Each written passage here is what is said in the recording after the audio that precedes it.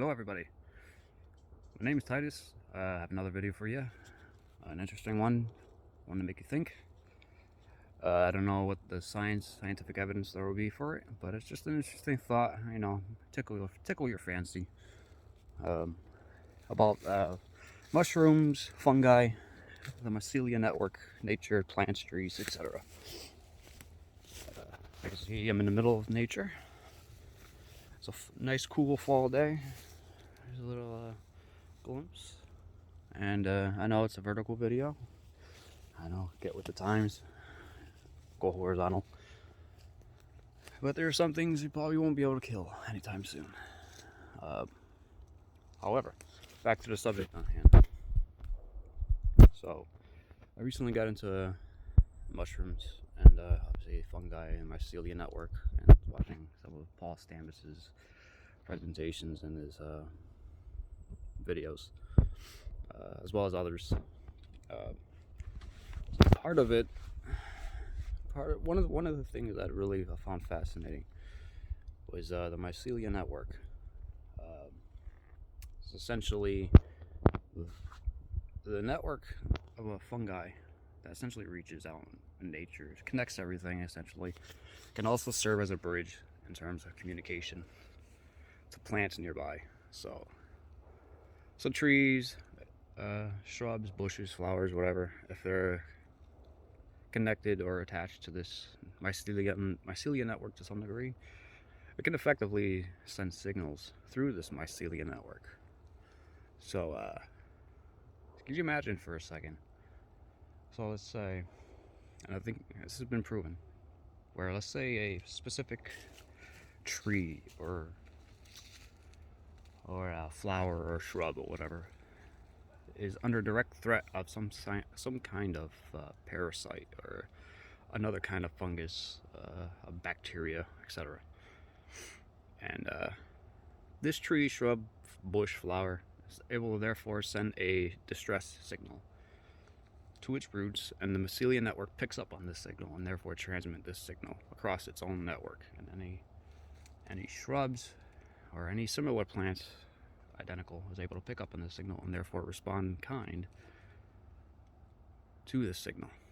And then it's able to potentially prepare or thwart this threat in some facet. So it's like an SOS system almost.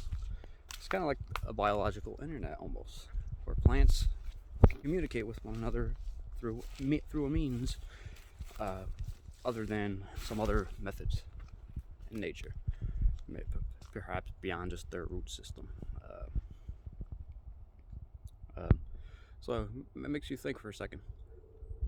What if we're able to one day communicate directly through this mycelium network, where we can communicate or send some kind of signal through a mycelium network that potentially spans acres,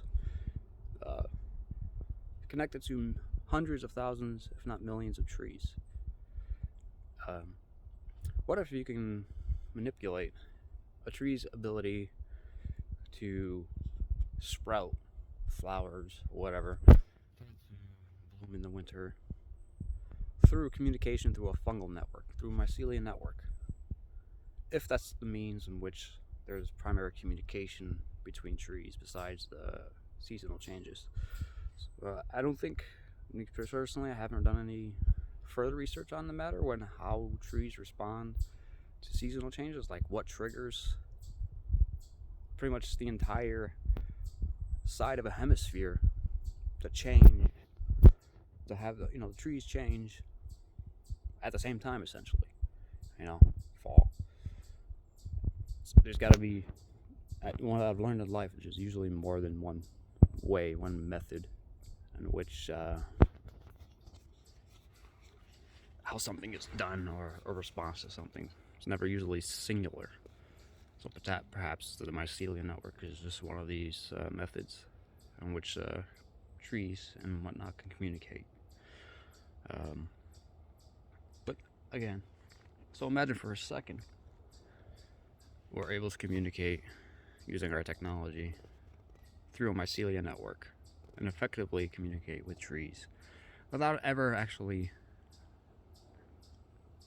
being at a tree physically, maybe 1,000 miles away. So meaning, this fungi or this mycelium network spans 1,000 acres, and in that 1,000 acres, there's different kinds of trees, oaks,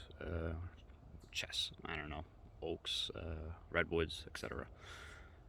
And what if you can send a dynamic signal in which that oak or that redwood is able to pick up on using this mycelium network? It's like you're communicating remotely to nature without actually ever being physically there. It's kind of like the internet, It's like you can communicate with different people from different regions across the world using unique signals or unique languages.